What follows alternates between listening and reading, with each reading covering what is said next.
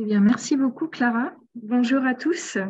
Je suis Agnès Grandou, je travaille à la métropole Rouen-Normandie. Je suis responsable, comme Clara l'a indiqué, de la mobilisation des acteurs du territoire dans la transition écologique. Et à ce titre-là, on se pose beaucoup de questions sur travailler sur le futur, travailler sur le temps long. On parle en transition écologique, on parle beaucoup de l'horizon 2050, qui est un petit peu l'horizon lointain, mais on parle aussi, grâce aux travaux du GIEC, de l'horizon 2100. Et c'est une vraie complexité de se projeter dans l'avenir. Alors, du coup, c'est avec tous ces questionnements que je me suis tournée vers Johan Moreau, qui travaille sur la représentation des habitants du futur dans la démocratie participative, qui a fait un certain nombre de travaux de recherche pour du coup vous proposer un atelier sur ce sujet autour du futur design. Donc, on a 1h30 ce matin pour parler du futur design et si on veut le dire de façon moins technique, comment est-ce qu'on convoque les représentants du futur dans la démocratie participative. Alors, j'ai dit en termes moins techniques, c'est quelque chose ça a beaucoup d'importance de sortir de l'approche technique, parce que vous allez voir que ce dont on va parler ce matin, ce n'est pas seulement une méthode de travail, c'est aussi véritablement une expérience humaine, un processus qui interroge chacun sur notre rapport au temps, sur les générations futures, sur notre rapport au milieu, voilà, qui combine tout ça. C'est c'est une expérimentation dont vous allez entendre parler, qui est une forme d'approche de démocratie participative. L'objectif n'est pas de vous présenter une méthode totalement reproductible dont on peut acheter la prestation, on va dire, mais plutôt d'écouter un retour d'expérience de ce qui a été fait et de profiter de cet atelier ensuite pour échanger ensemble sur ce que ça nous apprend sur la façon d'inclure les générations du futur dans nos débats, dans nos projets, dans nos politiques. Donc, c'est Johan Moreau qui est avec nous ce matin, qui est avec nous, mais en même temps à l'autre bout de la planète, puisqu'il vit au Japon, et il est au Japon. Il est anthropologue et dramaturge. Je vous présenterai un petit peu plus précisément après. Je vais d'abord vous expliquer comment l'atelier va se dérouler ce matin. Donc, 4 temps. On va commencer par un petit sondage pour entrer dans la matière, on va dire. Ensuite, nous écouterons le témoignage de Johan. On aura ensuite un temps d'échange questions-réponses. Et puis, à la fin de l'atelier, on prendra un petit temps pour collecter nos idées à tous sur nos ressentis, ce qu'on retient de l'atelier en termes de bénéfices et enseignements par rapport à la représentation des habitants du futur dans nos projets ou nos pratiques de démocratie participative. Alors, du coup, je vous propose qu'on commence immédiatement par le petit sondage. Je vais vous mettre à l'écran le mode d'accès. Alors, juste un petit instant, je partage mon écran. Voilà, donc on va travailler avec l'application Klaxoon. Donc, vous pouvez utiliser l'adresse et puis ensuite le code d'accès. Ou il faut que je pousse peut-être ça, ou directement le QR code.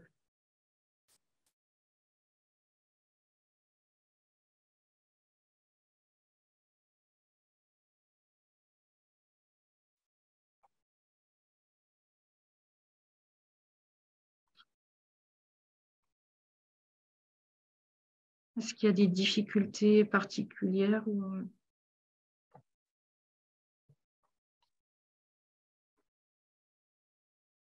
N'hésitez pas dans le chat si si vous avez des difficultés à accéder à Klaxoon. Je ne sais pas si tu peux mettre le lien directement dans le chat, Agnès, aussi. Ou c'est pas possible. On va essayer, oui. Celui-ci. Hop. Ah bah, y a quelqu'un qui l'a déjà mis.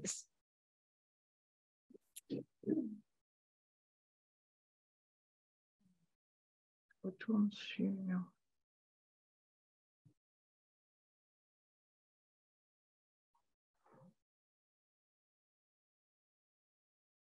Alors, on a déjà 27 participants. On va encore attendre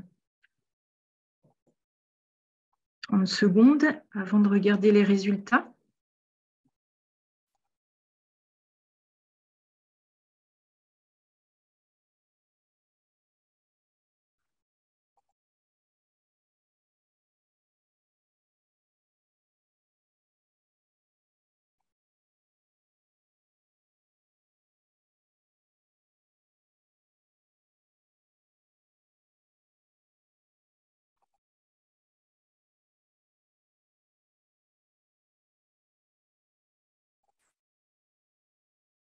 Alors, je vous propose qu'on regarde les résultats du sondage. Maintenant, je repartage mon écran.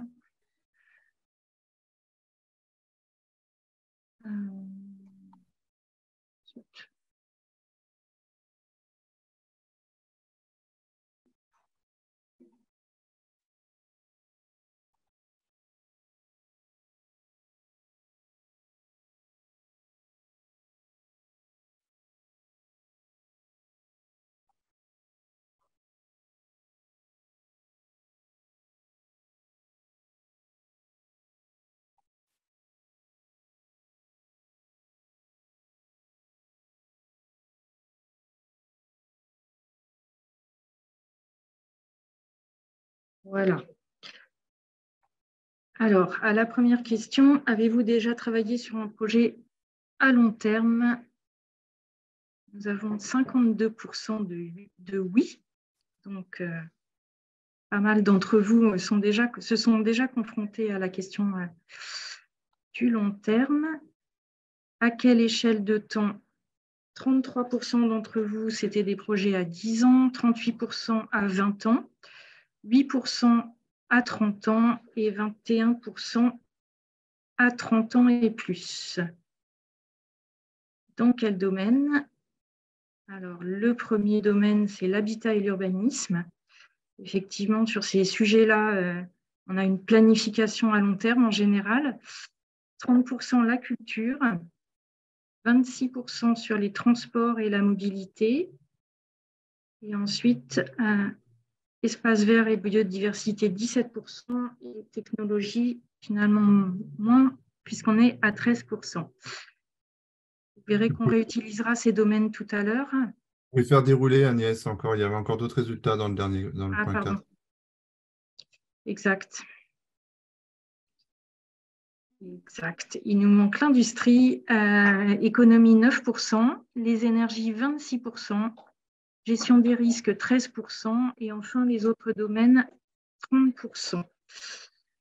Donc, quelque chose d'assez varié. Vous avez des profils assez variés. Et enfin, des exemples. Projet éducatif de territoire, construction d'équipements publics, le membre du CPDP, autoroute, des projets de renouvellement urbain, projets de territoire, Scott. Voilà, du coup, ça nous a permis de voir un petit peu quels étaient les profils dans la salle, de voir aussi d'abord la question de la temporalité, puisque donc on a vu qu'on a des temporalités assez différentes. Et la temporalité dont on va parler ce matin avec Johan, elle se situe finalement encore au-delà, puisque Johan va nous parler de représentants du futur plutôt à 50, 70 ans, éloignés par rapport à nous. On démarre donc le témoignage de Johan. Donc, en quelques mots, je vais te présenter, Johan, avant de te passer la parole.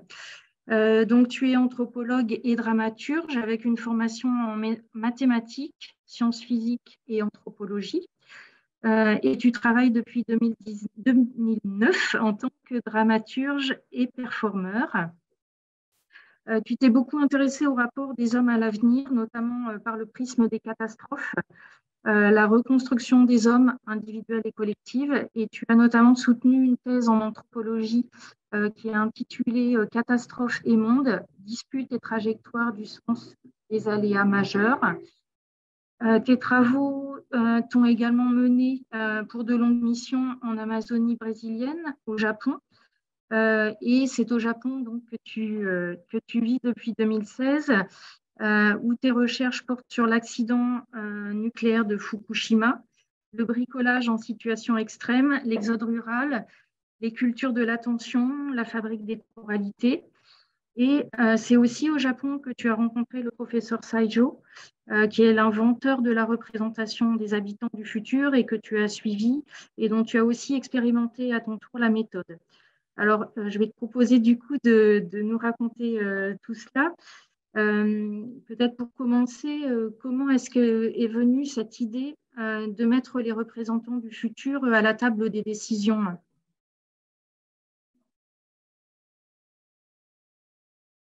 Bonjour à tous. Agnès, est-ce que tu peux enlever le partage d'écran que je vois puisque je revois les visages? Merci. Et les noms.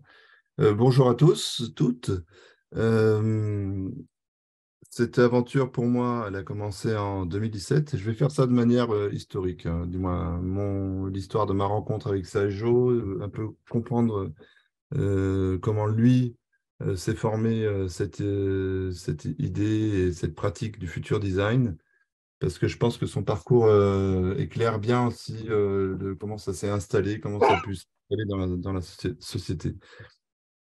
En fait, ça a commencé pour moi dans un des corridors du Chikyuken. Le Chikyuken, c'est le Research Institute for Humanity and Nature, c'est-à-dire le centre de recherche d'études sur la Terre et l'humanité. C'est quelque chose qui est né à la suite du protocole de Kyoto, qui a réuni toutes les grandes universités, l'université publique du Japon, donc la Todai, l'université de Tokyo, et la Kyodai, l'université de Kyoto, et le Minpaku, qui est le centre à Osaka. Et donc, ils se sont réunis pour pouvoir mener des études à l'échelle terrestre. Donc, ça supposait des moyens et des temporalités différentes. Et en 2017, donc, je rencontre Saijo dans un des couloirs de cet institut, et auquel je suis associé aujourd'hui également, pour lequel je travaille. Et il commence à me parler de ce qu'il fait. On discute de manière informelle. Et il a mis en place le Future Design. Et le Future Design, en fait, c'est quelque chose qui est né chez lui. Donc, Saijo dirigeait un des 3 départements du Chikyuken, de cet institut. Et lui, il est économiste. Et son histoire a commencé par d'abord, quand il a travaillé d'abord au ministère de l'économie du Japon. Et en 1987, il était au ministère de l'économie du Japon, et il y a le rapport Brundtland. Dans le rapport Brundtland, il y a la définition des générations futures, avec cette définition qui est devenue célèbre, comme quoi les générations futures doivent être prises en compte dans les décisions des temps actuels. Et à cette époque-là, Saijo rigole doucement, parce que pour lui, il sait qu'en tant qu'économiste, eh bien, les absents ont toujours tort. C'est-à-dire qu'en gros, puisque les générations futures ne sont pas présentes aux tables de décision, aux tables de débat, eh bien, elles ne sont pas prises en compte. Mais quelques années plus tard, donc pour lui, vers 2014, quelques années plus tard, il va être nommé directeur du département du Chikyuken sur les questions de l'économie et en particulier sur la question de l'Anthropocène. Et là, il a donc beaucoup de moyens, des équipes qu'il peut former, convoquer même des gens d'un peu partout dans le monde. Et en fait, il se rencontre très rapidement, comme il l'a dit lui-même, qu'il n'avait aucune prise, qu'il était incapable de penser le problème de l'Anthropocène, que c'était hors d'échelle. Et même avec les possibilités qu'il avait de travail, il ne voyait pas comment tirer un fil, prendre la main sur les questions du changement climatique ou de l'Anthropocène. Et donc, il décide, il n'arrive pas, il force un peu, il n'arrive pas. Et il fait un break, un long break pour les Japonais, c'est 10 jours. Il rentre dans sa ville natale à Kochi, à côté de Kochi, c'est une des autres îles du Japon. Il y a l'île principale qui s'appelle le Honshu et une autre qui s'appelle le Shikoku. Et la préfecture, c'est Kochi. Lui, dans un village à peu près 80 km de cette préfecture. Il rentre là, à la base, juste pour mettre un peu les choses à plat et voir comment il peut s'atteler au problème qui lui a été posé. Et en fait, il va rencontrer des copains d'enfance. Et ça commence en rencontrant un ami qui est devenu forestier et qui plante des arbres à ce moment-là, qui plante des cèdres. Et les cèdres en question mettent minimum 250 ans à pousser pour les plus jeunes, c'est-à-dire pour les plus fines poutres de temple qui seront prises entre 250 ans et 400 ans. Et puis ensuite, le cèdre lui-même est encore entre 80 et 120 ans à sécher et avant d'être travaillable. Donc ça veut dire que cette personne-là plantait des cèdres pour 330, entre 330 et 520 ans. Donc il ne les plantait même pas pour ses enfants. Il les plantait même pas pour les enfants de ses enfants. Et éventuellement, mais même pas pour ses descendants. Il les plantait pour perpétuer, peut-être du mal d'explication, on n'en a pas vraiment, pour perpétuer un geste, pour perpétuer un milieu, pour perpétuer la possibilité de ce travail-là, la possibilité qu'il y ait encore dans le futur des cèdres. Et là, Taejo, ça lui provoque le premier déclic.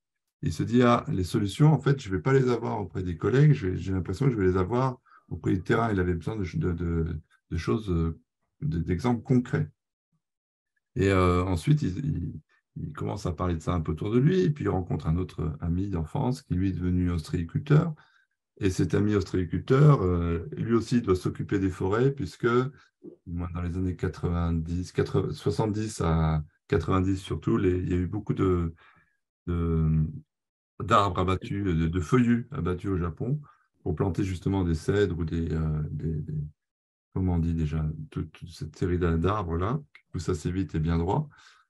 Et en fait, les feuillus apportent dans la mer du fer. Et s'il n'y a pas de fer dans l'eau, ben, il n'y a pas d'huîtres.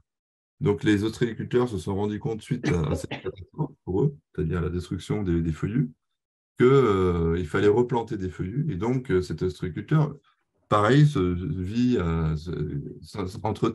de l'entretien des forêts et lui aussi travaille pour des temporalités qui n'engagent pas lui-même ni même ses descendants directs. Donc, il commence à se rendre compte de ça. Il commence aussi à parler avec le maire de ce village et il se dit, tiens, on pourrait peut-être tenter de voir à cette échelle-là qu'est-ce qu'on pourrait faire pour modifier le rapport au futur. Et donc, il lui revient donc cette question du rapport Brundtland. Il dit au maire, ça serait bien si, il le dit sous forme de blague, si dans ton conseil municipal, il y avait des gens du futur qui viennent pour les décisions, pour participer aux décisions. Comme ça, on pourrait vraiment prendre en compte les générations futures, les avoir présentes au conseil municipal et donc qu'elles participent au vote. Et là, ils ont tous les deux l'idée ils appellent ça en anglais, même pas, du moins dans la langue japonaise, il y a beaucoup d'anglicismes, et ils appellent ça time machine. Donc ils disent qu'il faudrait faire une time machine, il faudrait qu'on ait une machine à voyager dans le temps pour que les générations futures puissent venir au conseil municipal et voter. Et à partir de ça, l'idée va grandir dans la tête de Saijo. Il va décider de mettre en place cette time machine, cette machine à voyager dans le temps. Et donc, il commence à réfléchir à ça dans le cadre du Chikyuken, on l'appelle aussi RIHN, RIN. Je vais dire RIN, comme ça, c'est Research Institute for Humanity and Nature. Dans le cadre du RIN, il commence à penser à ça. Et là, je rassemble un peu mes idées. Et là, pour poser ça concrètement, pour que des gens puissent venir du futur, comment faire? Il se dit, il faut commencer à travailler les temporalités. Et Attendez, je reprends un peu l'ordre dans lequel il est. Il dit le futur, c'est quelque chose qui est ouvert. Donc, il avait été toujours mal à l'aise avec. C'était aussi des problèmes qu'il avait. Il était mal à l'aise avec le fait de faire des scénarios prospectifs.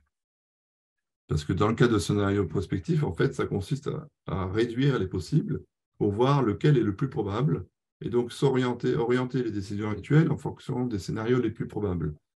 Alors lui, dans son expérience, c'était jamais ça c'était jamais les scénarios les plus probables qui arrivaient et les différences étaient non négligeables par rapport à ce qui avait été anticipé.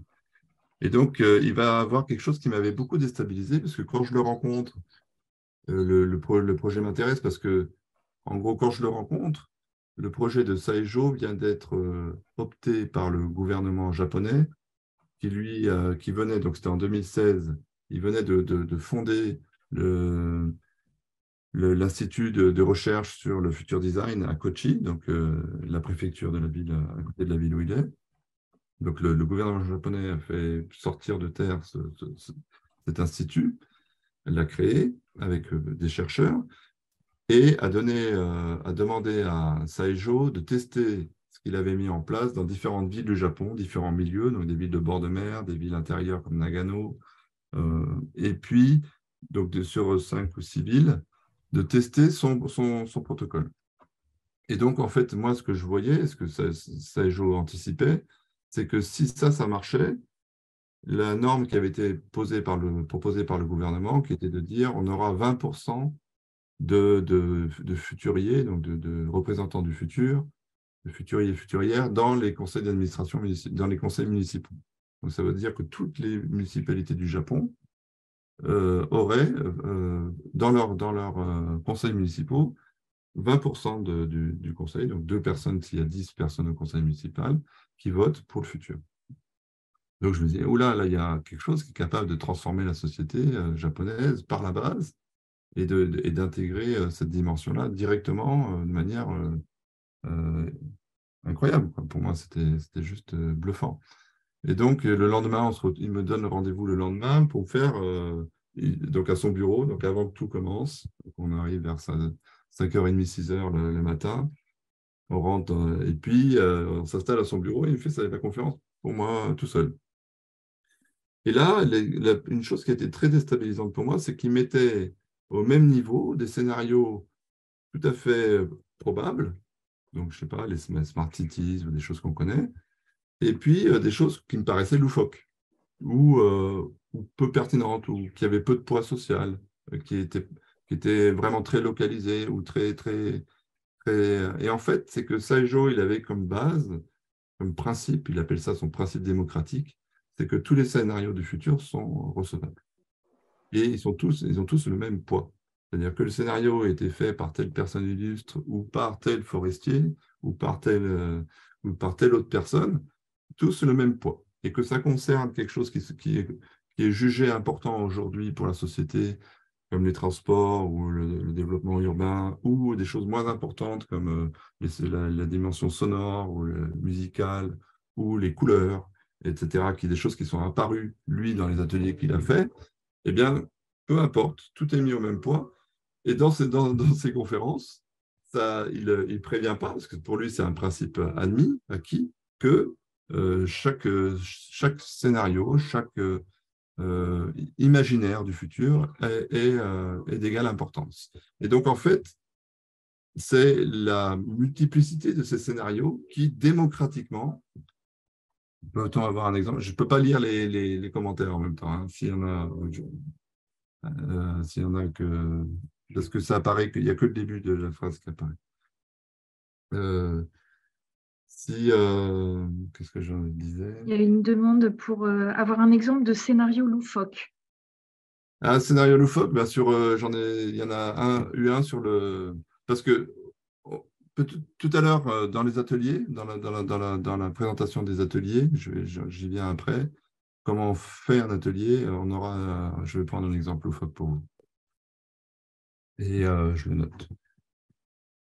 Et Et donc, en fait, ces exemples-là, j'en étais où? J'ai perdu mon fil, juste.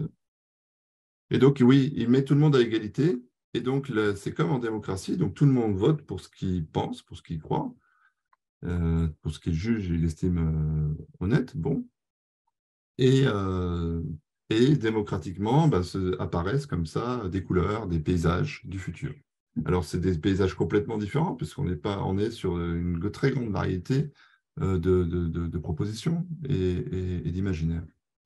Et en plus, comme il y a des générations, des personnes de générations différentes, des jeunes, alors ça commence vers je crois, le plus jeune, je crois que c'était un jeune gars qui avait 14 ans, et puis après, on a des personnes âgées, euh, là au Japon, même jusqu'à 90 ans, qui participent. Il y a pas mal de personnes âgées. Et qu'est-ce que je vous disais?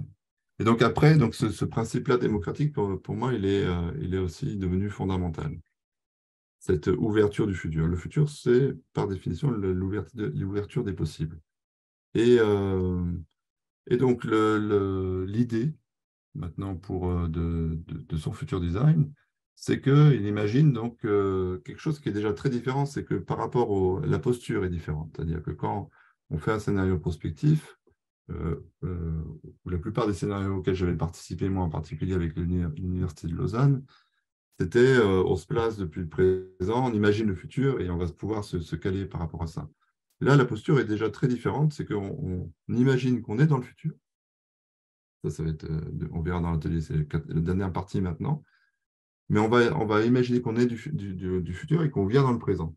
Et un des chercheurs, parce que maintenant ça a gonflé, là, il y a un des chercheurs qui est à l'université c'est pas l'université de Tokyo, mais une université de Tokyo, je ne sais plus laquelle, qui était présent aux sessions où j'ai participé, qui étudiait aussi le dispositif de Saijo pour les décisions en université, dans le cadre universitaire. Et il disait, il m'avait fait remarquer quelque chose ce petit détail-là change beaucoup, puisque comme on vient du futur, ça veut dire que le futur existe. Et donc, ça désamorce toute une charge d'angoisse qu'on a quand on fait des scénarios prospectifs. Une charge d'angoisse qui pollue l'imaginaire, en fait, et qui fait qu'on imagine avec nos peurs, avec nos craintes, et qu'on a tendance à les projeter, et qu'on a tendance à fabriquer cet imaginaire-là avec les peurs, les inquiétudes liées au changement climatique et à une vision négative de l'humain qui est liée à l'anthropocène. Donc, tu veux dire quelque chose, Agnès? Non, mais du coup, je voulais t'interroger sur du coup, comment est-ce qu'on fait finalement pour aller dans ce futur parce que ce n'est pas une démarche évidente. Comment est-ce qu'on fait pour du coup se représenter dans le futur? Alors, comment est-ce qu'on va faire pour aller dans le futur? Eh bien, on va d'abord apprendre à réapprendre pour moi, du moins, pour les Japonais, c'est moins éloigné que pour nous, quelque part, parce en Occident, on a séparé euh, l'espace et le temps, la matière et la pensée. En gros, le concret et le subjectif. Le concret, donc la matière et les affects. Tout ça, on est sur une base cognitive de, de dualisme, on dit en anthropologie ou en philosophie. Donc, on est sur cette base dualiste, et donc on est sur cette séparation, et incombe autant la part immatérielle, et incombe à l'espace le support de tout ce qui est matériel, tout ce qui est concret. Donc, le temps, chez nous, est une matière, justement, n'est pas une matière, et quelque chose de tout à fait euh, inobjectif, non objectif, quelque chose d'insaisissable. Et donc, il va falloir d'abord se réapproprier les temporalités. Et pour ce faire, le premier atelier consiste alors, il y a 4 temporalités qui vont être déployées. La première, ça consiste à se rendre compte que nous sommes les personnes du futur, de gens qui habitaient, qui vivaient avant nous. Donc, alors chez Saijo, juste un petit point sur les temporalités. Il travaille à 50 ou 70 ans. On hésite encore un peu. 50 ans avant et après 50 ans après, ou 70 ans avant et après 70 ans après. Pourquoi ces temporalités longues? Parce que, par exemple, moi, j'ai 47 ans. dans 50 ans, j'aurai 97 ans. Donc, si je me projette, si je vais dans ce futur-là, ce qui est le 4e atelier, je suis soit retraité, soit sous terre. Ou si je suis brûlé à la japonaise, enfin bref. Vous avez compris, à 70 ans, c'est clair que je ne suis plus là. Et donc, ça veut dire que dans les gens qui participent aux ateliers, avec ces temporalités longues, ils sont amenés à penser, à réfléchir sans eux. Et ça, c'est important que dans les ateliers, il y ait une partie des participants qui imaginent un futur sans eux. Ça enlève l'ego, quoi. On n'est plus là. Et ça, c'est très bouddhiste, en fait, parce que dans le bouddhisme, ça vient de là, je pense, cette idée-là. Et donc, donc, les 4 temporalités, je vous les annonce rapidement. Après, j'ai ressorti, je l'ai du coup scanné aujourd'hui, donc je l'enverrai à Agnès et à Clara qui pourront le faire circuler. J'avais écrit dans un bouquin que j'ai là, qui s'appelle Minicologie, un assez long article qui présente le futur design. Et donc, pour les dates, pour les références, tout ça, vous les retrouverez, vous pourrez les trouver là-dedans. Une date précise, que c'est pas des... Donc, les quatre temporalités. La première, c'est on est nous-mêmes des gens du futur. Alors, pardon, je m'excuse encore. Au début, avant chaque atelier, il faut poser un problème. Il faut poser un problème. Ce problème-là, il doit nous concerner personnellement. Il doit nous concerner personnellement, il doit être concret. Alors, je vais prendre l'exemple loufoque. Par exemple, moi, j'ai animé aussi des ateliers donc de futur design en Suisse et aussi en France. Et donc, moi, je le fais à une petite échelle. Hein. Saijo, ils font ça entre 50 et 100 personnes, des ateliers de 4-5 personnes, donc répartis par atelier de 4-5 personnes. Moi, j'ai fait ça par atelier de 4-5 personnes et en m'occupant individuellement de chaque personne.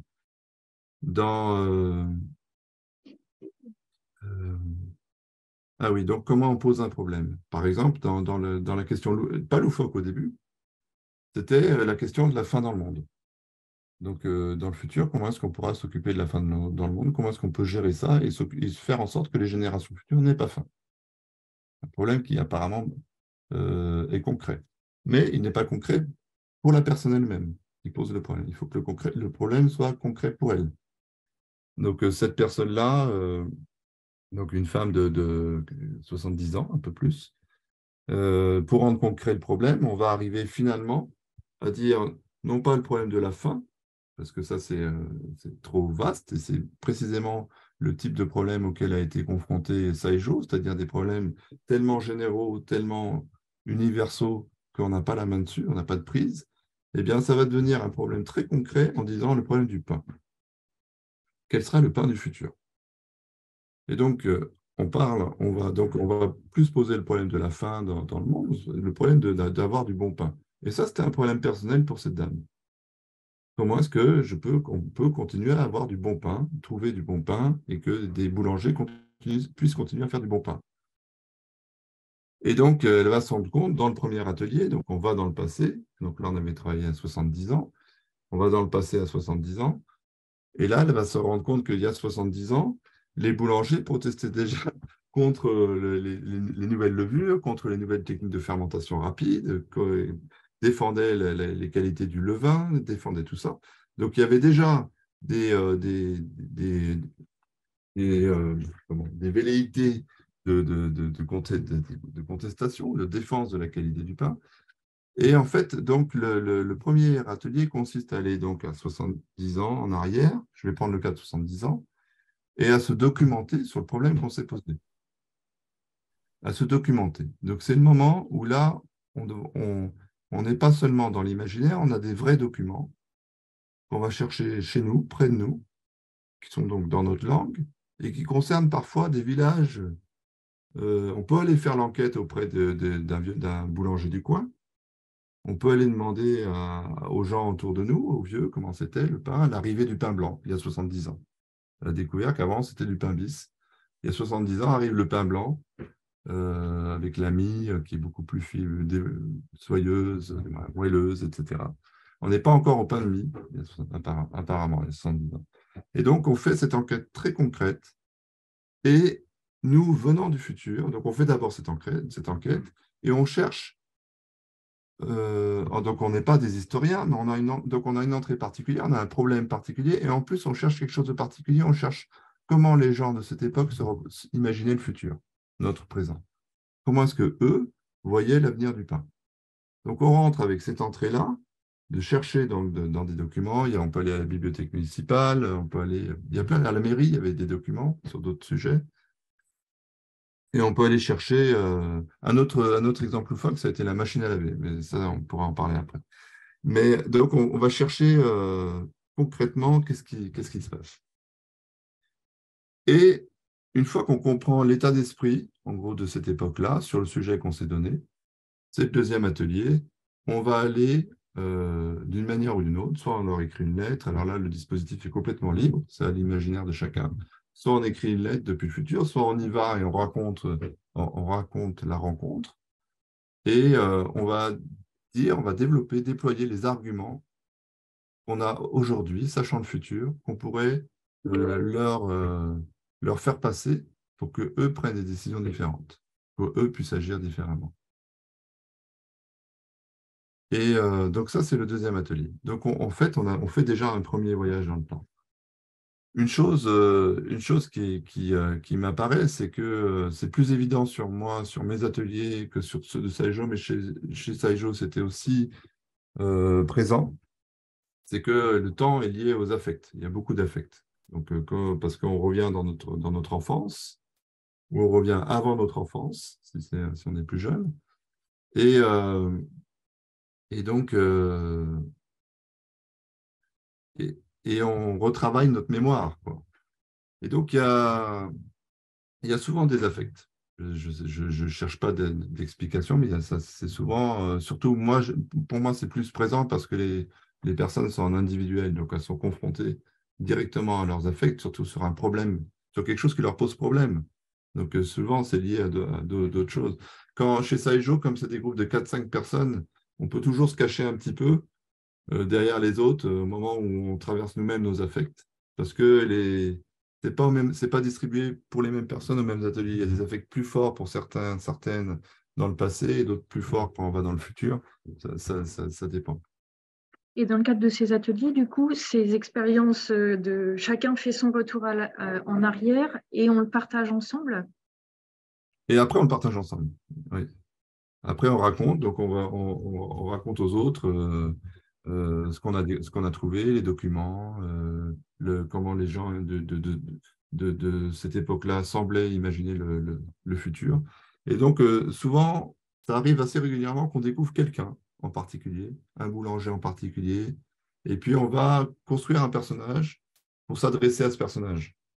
Donc, des fois, il n'y a pas besoin, parce qu'on a quelqu'un qui réunit suffisamment d'éléments pour pouvoir s'adresser à lui directement.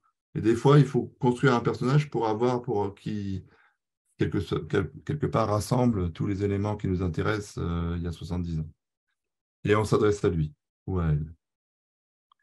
Et ensuite, le troisième atelier. Donc, ça, ce qui est pour moi, ce qui est probant là-dedans, c'est qu'on commence à savoir c'est quoi 70 ans. Ça devient tangible. C'est-à-dire avant, c'est 70 ans, et là, ça devient vraiment tangible. C'est-à-dire on voit qu'est-ce qui s'est passé en 70 ans. Parce que ce problème concret du pain, par exemple, sur le pain, je ne me rappelle plus quel ministre avait à un moment donné décidé de poser la question des labels. Et quand cette femme-là, donc Danielle, 77 ans, se découvre. Donc, elle a le souvenir d'enfance de son père qui lui montre le pain blanc, etc., avec le doigt. Et après, elle va découvrir dans les documents, donc ce n'était pas il y a 70 ans, mais en faisant sa recherche, elle découvre que peut-être il y a 50 ans à peu près, un ministre va poser la question des labels et va mettre sur les pains. Et donc là, elle découvre une prise qui va lui servir pour le futur. parce que cette prise-là, c'est on peut défendre le pain s'il y a une juridiction. Elle dit c'est la loi qui fait ça. Elle découvre que la loi permet ça. Et donc, elle se rend compte qu'il y a un outil pour le futur qui est de travailler sur la loi. Elle se rend compte, voilà, sur cette recherche très concrète, cet atelier très concret qui est sur le pain. L'autre atelier loufoque qui est sur les machines à laver, à la base, c'était sur l'obsolescence des machines.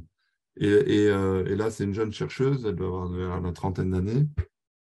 Elle va former son problème concret. Et elle se dit à un moment donné, elle ne comprend pas pourquoi les machines à laver ont autant de boutons. C'est-à-dire, on va utiliser que quelques programmes. Et elle va se poser la question à partir de la machine à laver, à partir de quand les machines vont devenir complexes, compliquées, avec des programmes qui sont faits non pas pour laver vraiment, mais pour être vendus, pour être attractifs. Donc, le passage comme ça des outils aux machines, on peut dire aux machins. Et donc, le troisième atelier consiste à aller dans le futur, à 70 ans dans le futur, et donc là-bas, à essayer de rencontrer, si possible, quelqu'un, pareil, sur le problème concret qu'on s'est posé, d'imaginer ce que ça devient. Et là, tout est ouvert. Alors, par exemple, sur le cas du pain, si je me souviens bien, ça ne pouvait plus être elle qui était là-bas. Donc, elle avait imaginé que c'était une de ses petites filles. Et donc, elle a rencontré sa petite fille qui lui disait Mamie, c'est super, parce que donc elle imaginait qu'elle, après cet atelier, elle se soit mise à militer pour qu'il y ait des labels pour défendre le pain, et donc à avoir, avec des amis à elle, mis en place une association de défense du pain et du bon pain, et que ça avait marché, que ça avait pris, et que non seulement il y avait eu des défenses du pain, mais d'autres associations qui avaient décidé de prendre ce levier de la justice, de la loi également, pour défendre les semences, etc. Donc, elle recevait les louanges de sa nièce.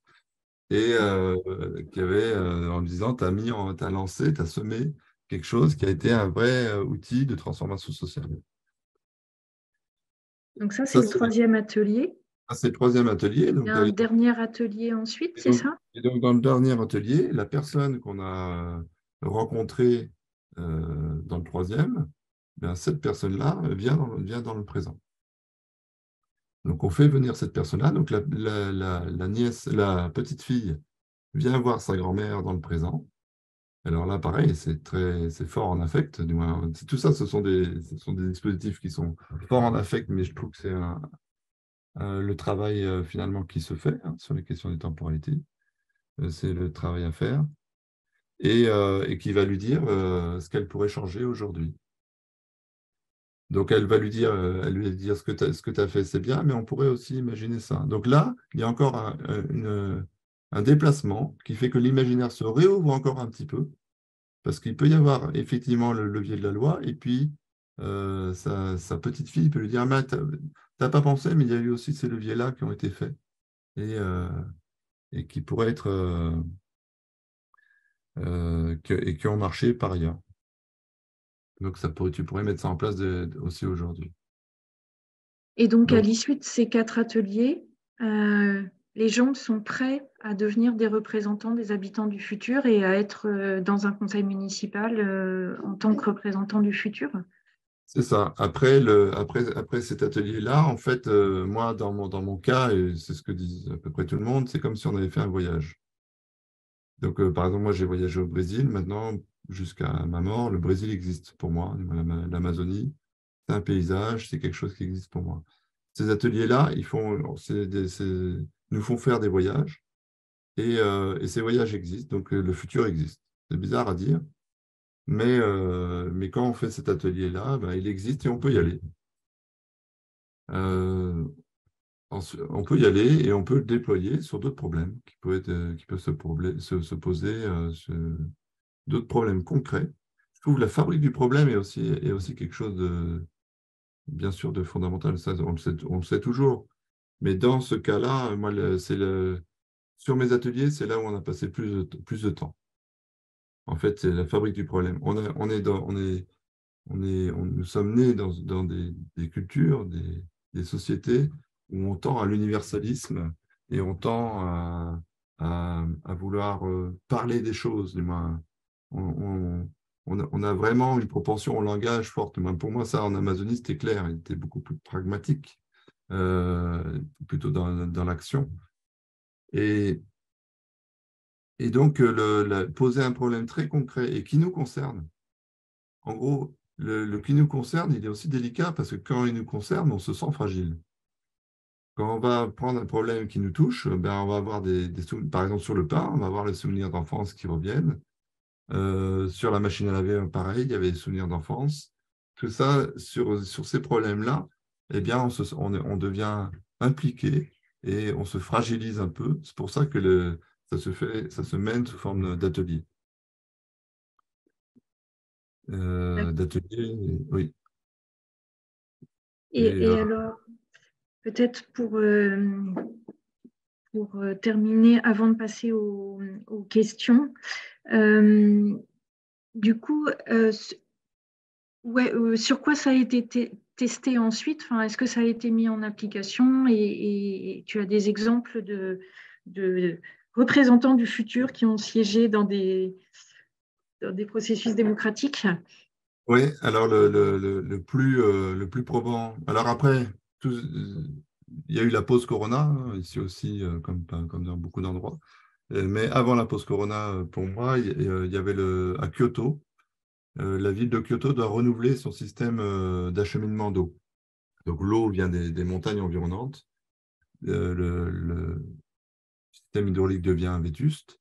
Et donc, ils ont mis en place la question du moins ce dispositif de futur design pour penser le nouveau dispositif d'acheminement de l'eau depuis les montagnes jusqu'à la ville de Kyoto. Après, il y a eu des dispositifs beaucoup plus... Alors là, c'est concret, hein, c'est vraiment une demande de la ville. Après, il faudrait demander à Saijo, il y a beaucoup ça pousse comme des champignons, quoi, ces projets-là. Moi, pour ceux que j'ai suivis dans une ville du nord du Japon, sur Hokkaido, là, c'était beaucoup plus ouvert, c'est-à-dire c'était vraiment participatif. On demande aux personnes d'inventer les problèmes. Donc, ce n'est pas une demande amont d'une institution. Il y a un problème. Non, c'est on forme des personnes et on les fait voyager. Alors, ces personnes-là, elles ne sont pas après tenues d'aller au conseil municipal, hein. Elles peuvent faire le voyage pour faire le voyage. Alors, Saijo a publié des articles sur le suivi de ces personnes, parce que maintenant, il commence à y avoir 6 ans de recul sur les premiers ateliers. Il y a le même retour que moi, que mon propre vécu, c'est-à-dire que c'est fait pour la vie, quoi. Ce voyage-là, il existe et qu'on pense différent. Par exemple, moi, aujourd'hui, je ramassais des algues encore en mer. Il y a du plastique, je le ramasse avec. C'est-à-dire, des fois, on fait du tri. Moi, je le ramasse avec, il viendra mais ça m'est venu parce que je me projette. Mais pourtant, du moins, c'est plus du déchet pour moi. Du moins, avant, c'est déchet dans ma production. Après, c'est autre chose. Mais par exemple, là, le changement s'est fait sur cette temporalité-là que j'engage. Elle existe. C'est un pays qui existe. C'est comme c'est comme le futur est devenu un pays. Et alors, Euh, toi, tu l'as expérimenté en Suisse. non, moi, Et, ah oui, en ouais. tant que formateur, oui. Et du coup, ça marche aussi bien en Suisse qu'au Japon, parce que tu disais qu'on n'a pas forcément la même perception du temps, de l'espace, etc., entre Japonais et Occidentaux. Enfin, voilà, est-ce que finalement, ça marche autant ou c'est différent? Ben, le dispositif est quand même différent puisque moi, c'est individuel. Et chez Saejo, c'est par groupe. Donc, ce n'est pas les mêmes choses qui apparaissent. Moi, la question qui s'oppose entre la différence, moi, je crois qu'on pose, je crois poser le problème concret, ça prend plus de temps chez nous.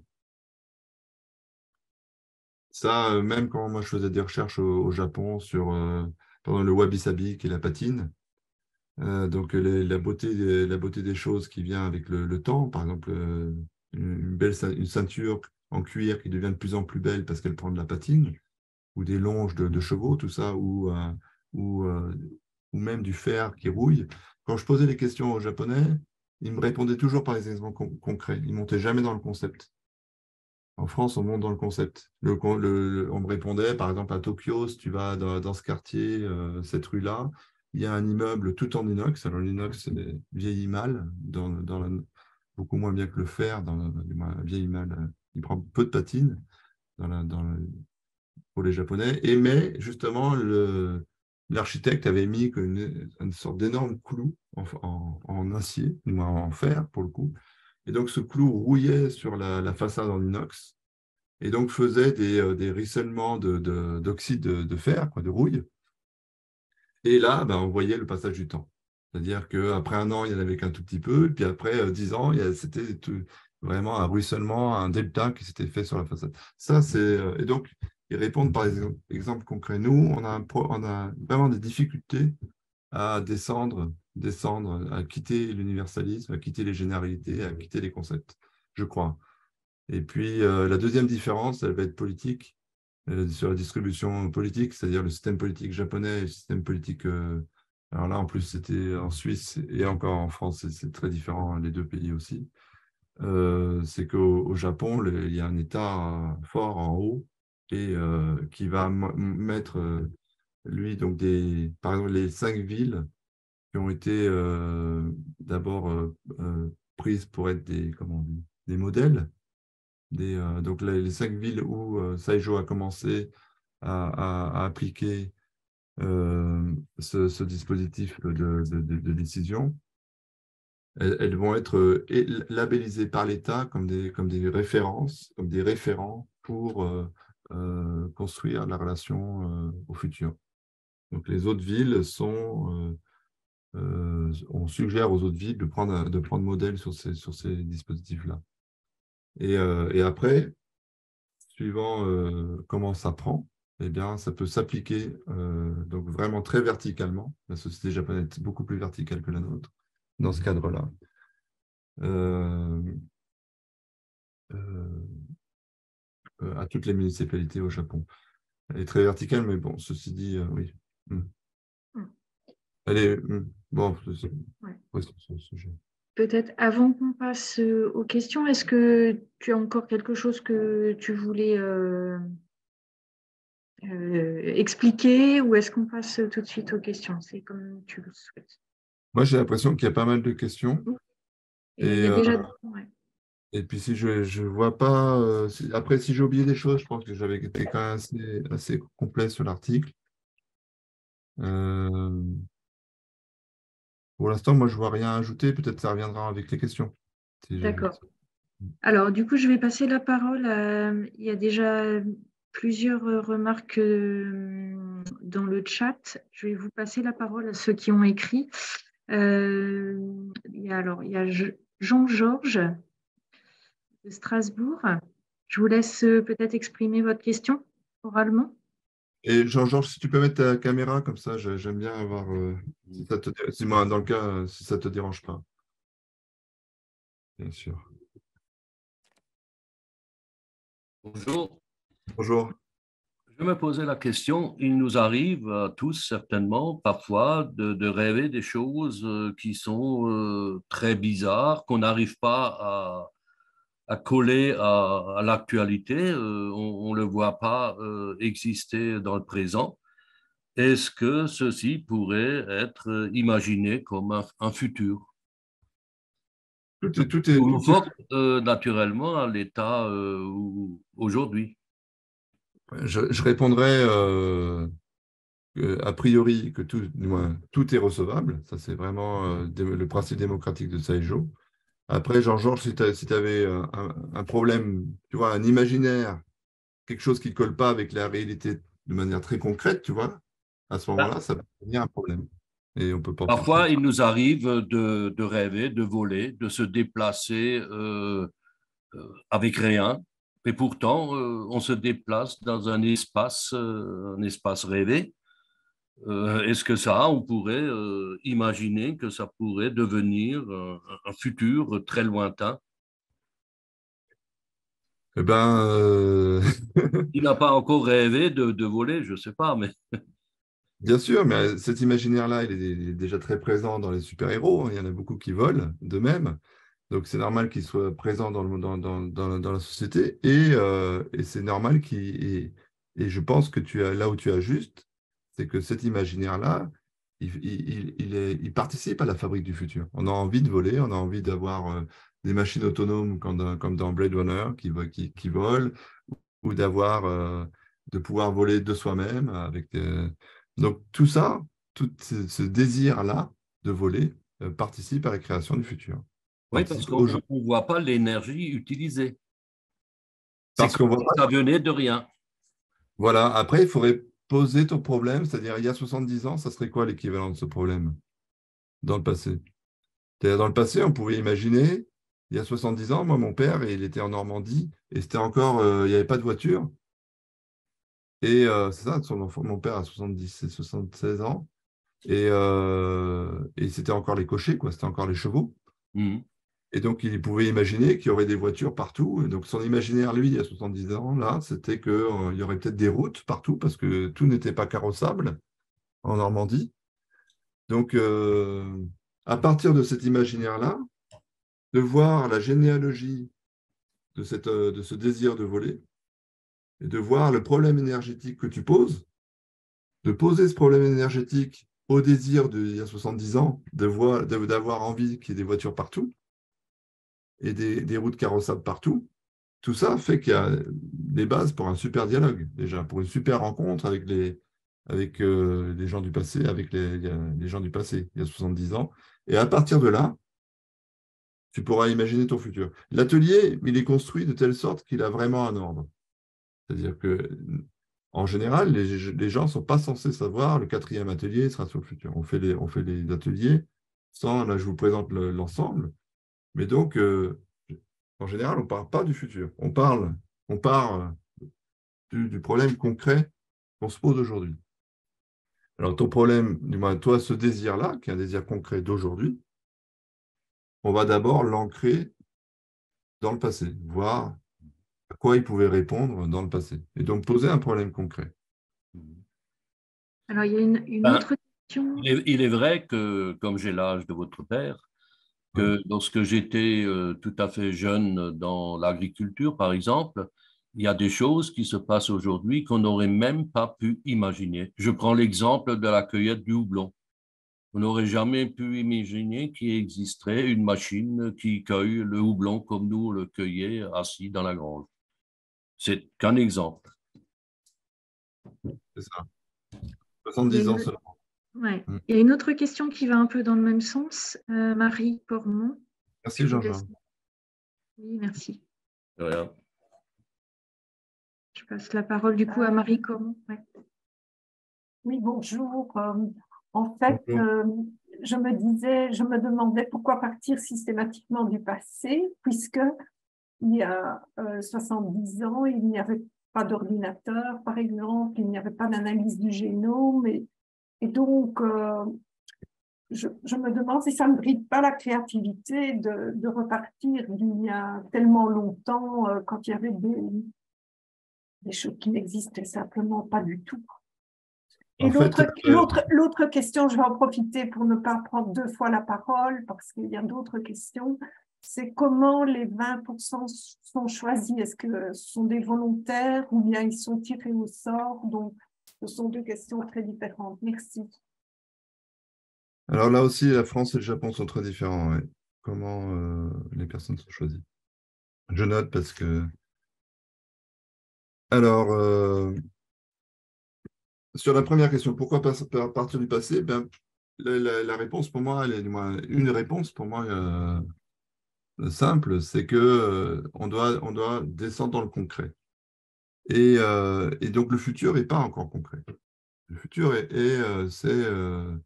c'est nos désirs, c'est nos imaginaires.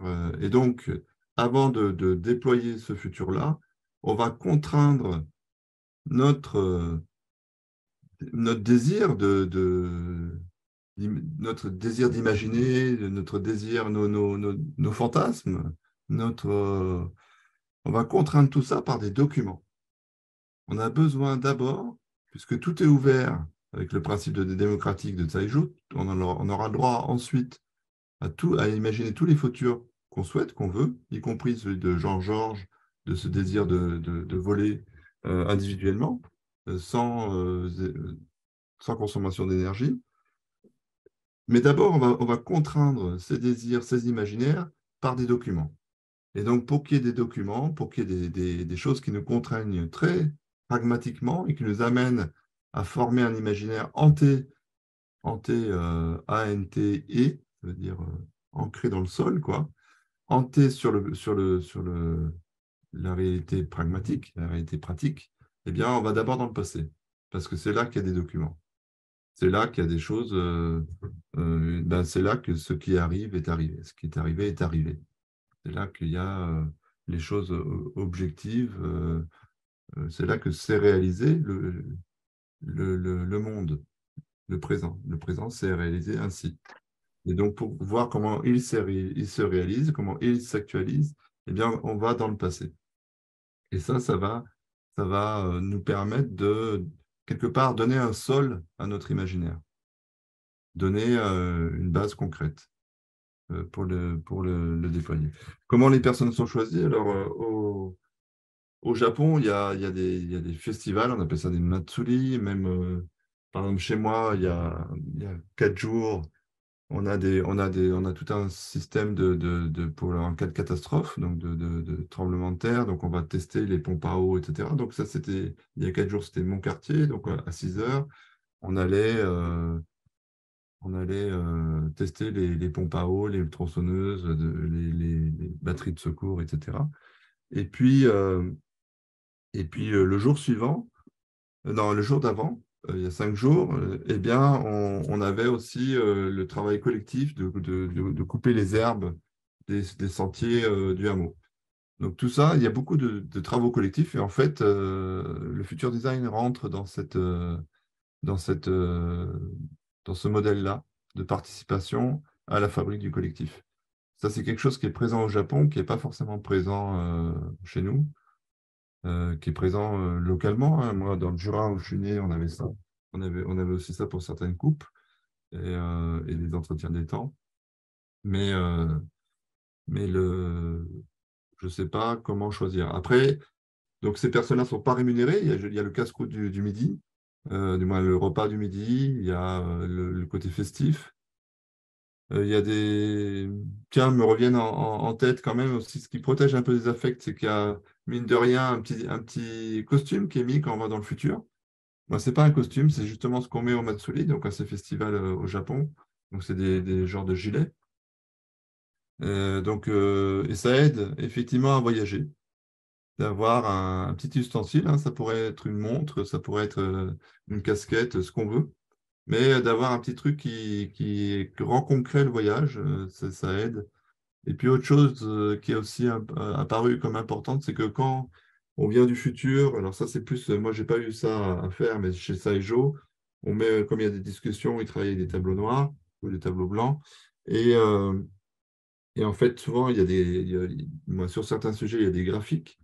Et dans ces graphiques, il y a inversion. Normalement, nous, moi les Japonais, c'est tout le monde, on a le passé à gauche et le futur à droite. Et quand on vient du futur, on met le futur à gauche et le passé à droite, parce qu'on vient du futur. Eh bien, ce petit changement, il y a pas mal de petites astuces comme ça qui apparaissent, et ce changement-là, il provoque un truc. C'est-à-dire qu'on vient du futur et on va vers le passé. Et donc, quand on commence à inverser la forme des graphiques, eh bien, on ouvre aussi des espaces. Alors, en tout cas, pour choisir les personnes en France, moi, ça a été des personnes... donc, c'est des associations. Donc, Utopiana qui a publié ce bouquin, une association à Genève. C'est dans ce cadre-là, avec cette association, que j'ai fait un des ateliers. Après, j'ai fait l'atelier dans le cadre de recherche théâtrale en dramaturgie. Donc là, c'est des personnes qui sont rémunérées, vraiment. Donc, c'est des danseurs, des gens de la scène, hein, les lumières, tout ce qu'on veut, des gens de la scène, qui sont rémunérés pour faire une recherche théâtrale pure. Donc ça n'aboutit pas à des spectacles. mais c'est des découvertes de soi, quoi, en gros, par ces ateliers. Et donc, et après l'Université de Lausanne. Donc, pareil, là, c'est des gens, c'est soit les étudiants, soit des collègues, ou des personnes, mais il y en avait peu, de société civile, quoi. En gros, c'est des personnes que connaissaient les chercheurs, souvent, ou les étudiants. Donc après, voilà, si on rend compte de ça, comme c'est quelque chose qui est vraiment, vraiment agréable à faire, en fait. C'est un vrai voyage et il y a quelque chose qui se génère. Ensuite, ben, il y a du bouche à oreille, quoi. Ça a envie de. J'ai fait ce truc, c'était génial, tu devrais essayer, et ça se fait comme ça. Donc, s'il y a les moyens, une institution qui prend, qui fait qu'elle peut offrir la prestation, c'est-à-dire les gens peuvent venir gratuitement, je ne sais pas s'ils paieraient pour ça. Mais si c'est gratuit, je pense qu'il y a des gens qui peuvent être intéressés pour faire l'aventure. Ok. Ça peut se présenter que pratiquement, ce n'est pas le cas, mais c'est pas un jeu de rôle, mais ça s'apparente au plaisir des jeux de rôle.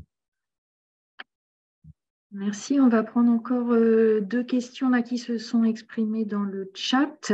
Et avant de terminer par le petit atelier sur ce qu'on conserve comme idée, Jean Vera, puis Virginie Tavil-Ivanovic.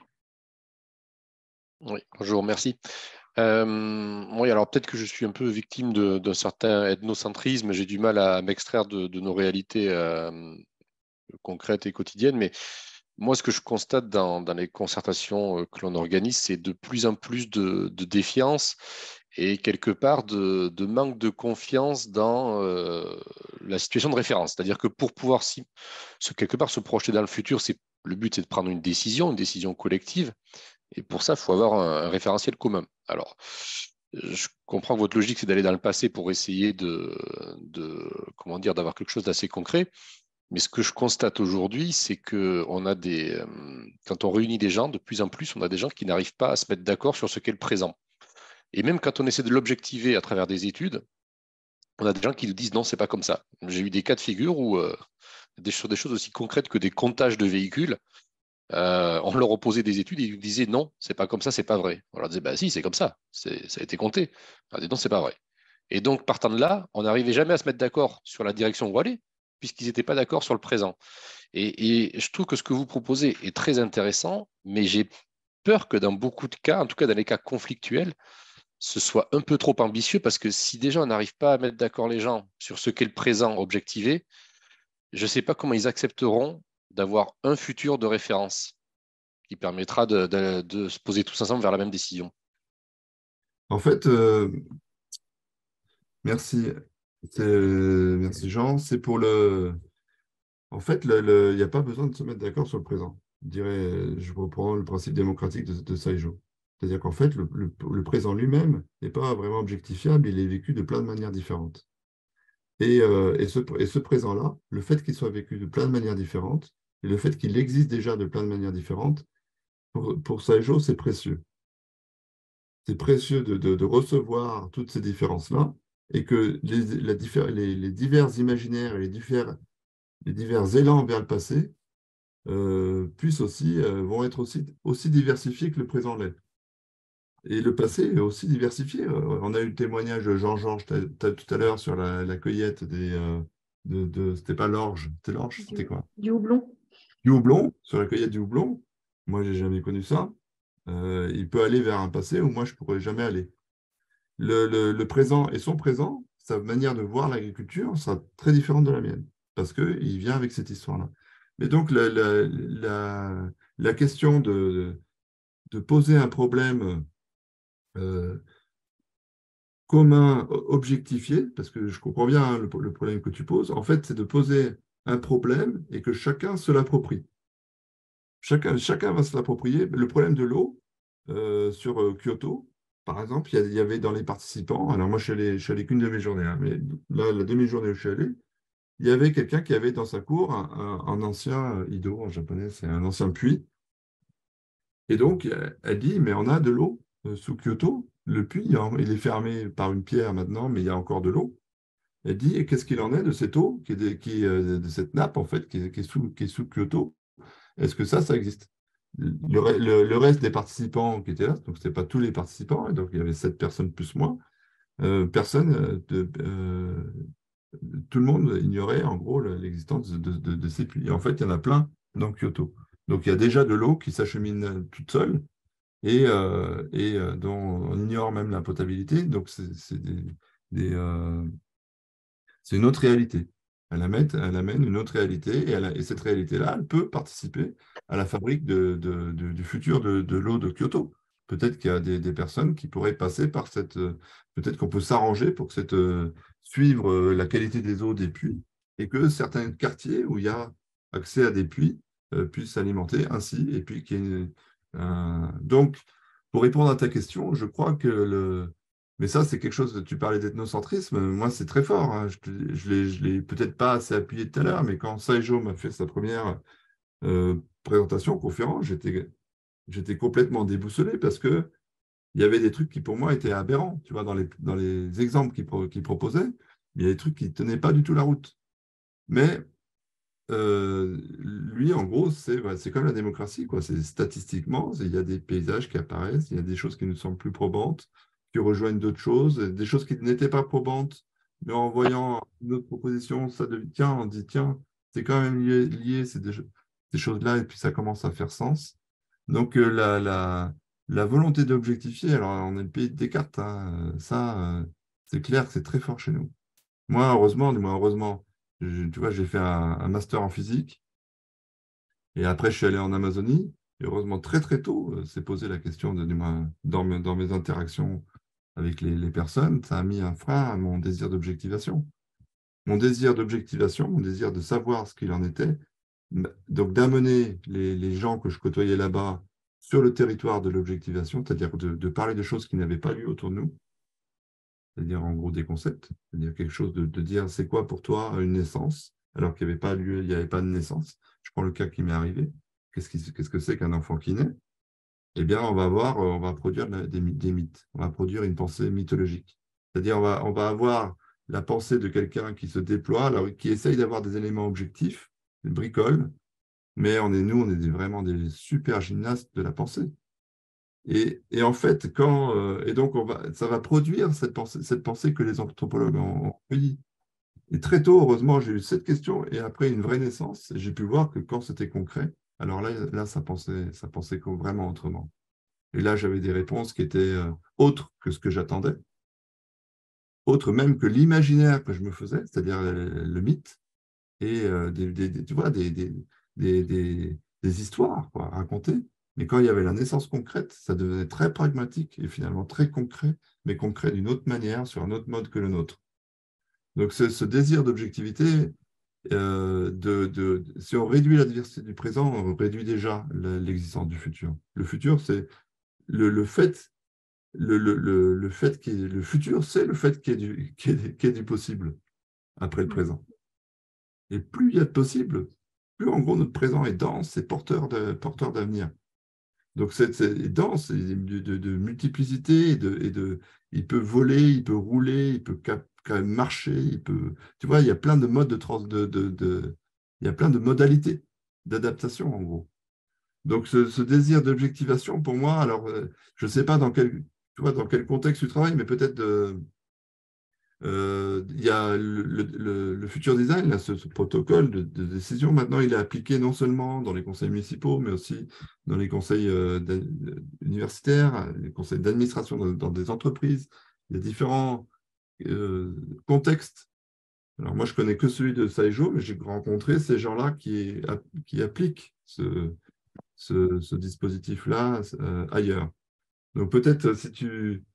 Alors, Saijo publie aussi en anglais, hein, donc il y a mon article en français, mais il y a aussi des articles de Saijo en anglais et de ses collègues hein, sur ça.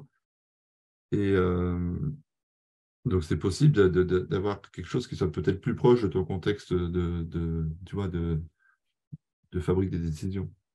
Mais en tout cas, je crois que ce désir d'objectivation, il est néfaste au futur. En gros, tu vois, quand il est comme ça, il devient... il devient un sorte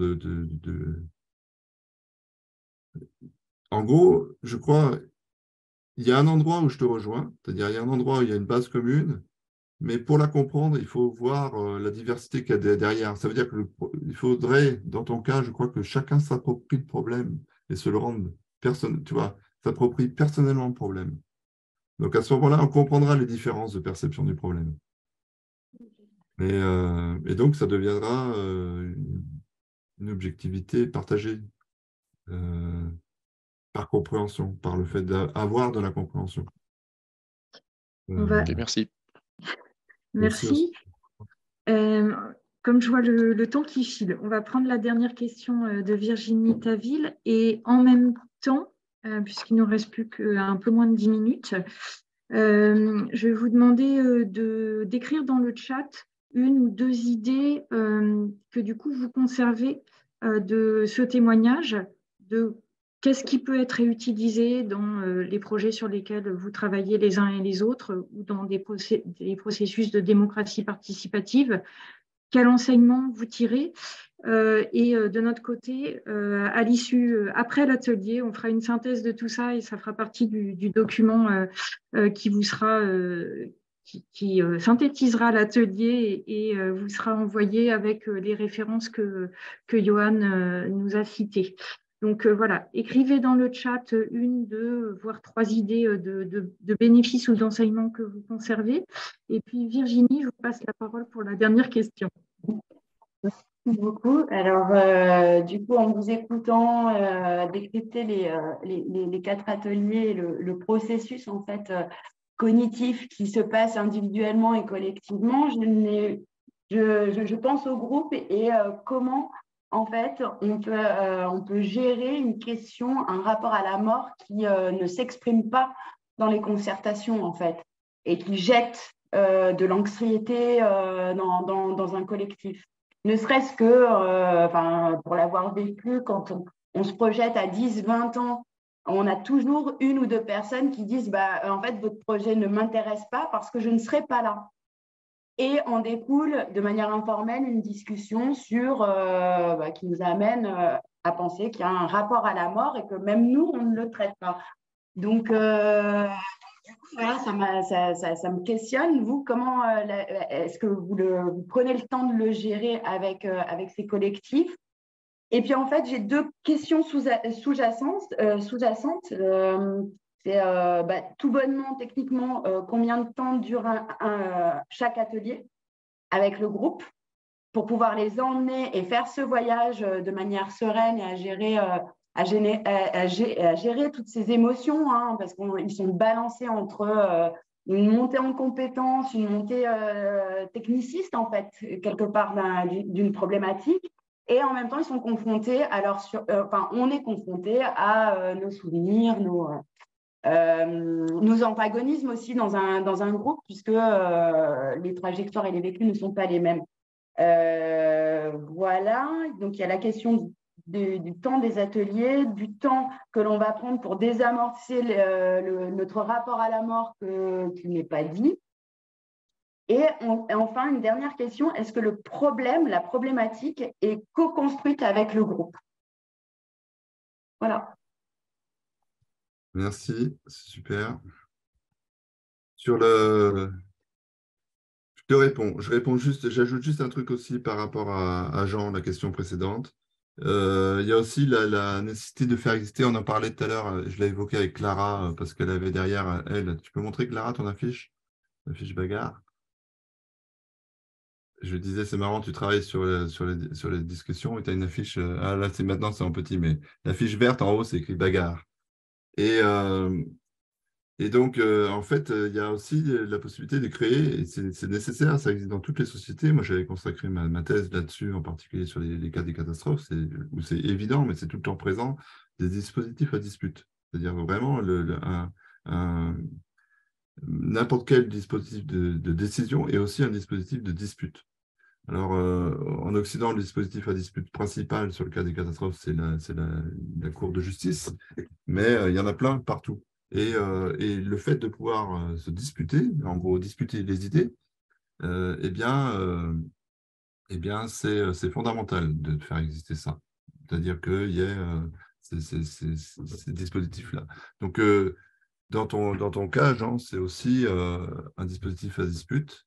Et ça ne veut pas dire de résoudre la dispute avec une histoire ou un seul mode d'objectivation. Au contraire, c'est ça qui fait qu'il y a une balance. C'est ça qui.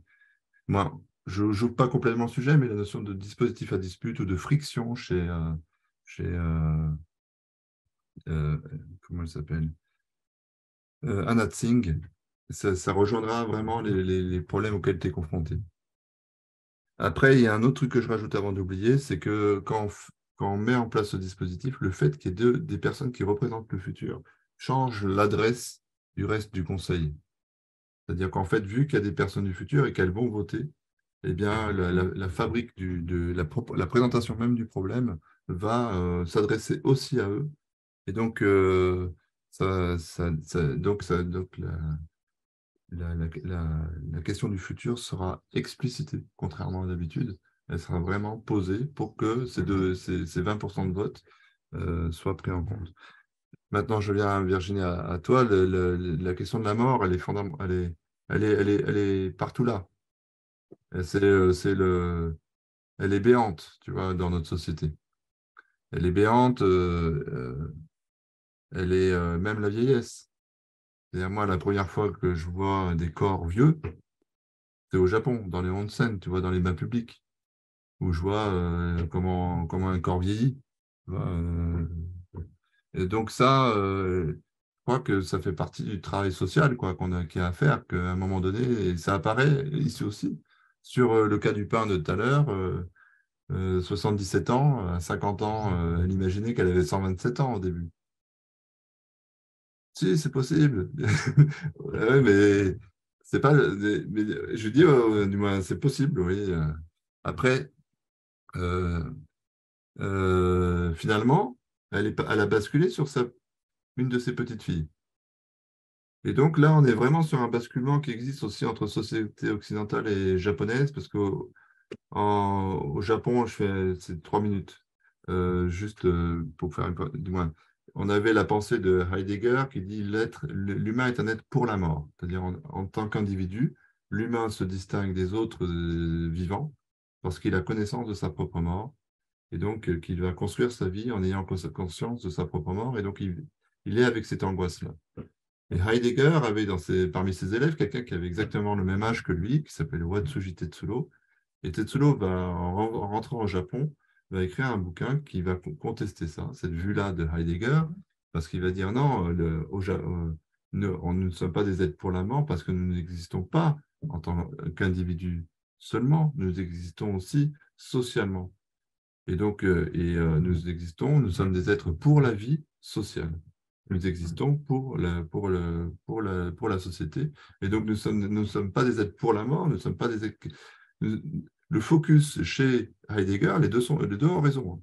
Mais le focus chez Heidegger est mis sur la mort de l'individu, alors que le focus chez Watsuji est mis sur la survie de la société.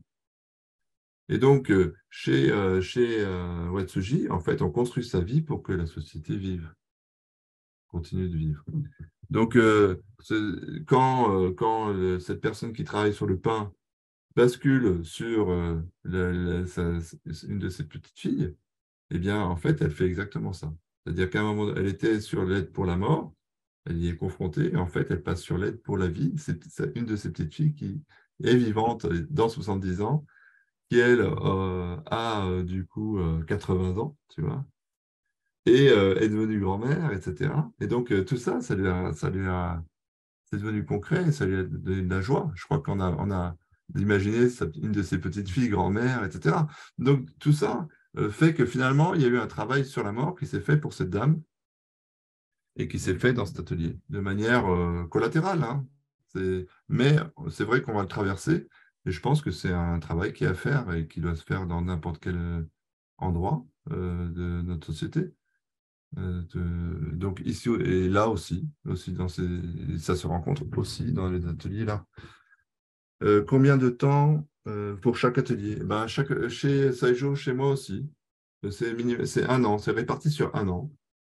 parce que justement, il y a tout ce travail interne qui bouge. Et donc, c'est 4 sessions chez Saejo, 4 journées. Du moins, en fait, 5 journées, parce qu'il peut y avoir... moi, il y a 6 journées, mais 4 vraiment, et puis une préparatoire et une finale pour débattre, ceux qui veulent prolonger un peu. Et donc, chaque atelier dure une demi-journée. Moi, j'ai fait on avait fait 2 heures, mais en fait, on a toujours dépassé, on est toujours arrivé à 3 heures.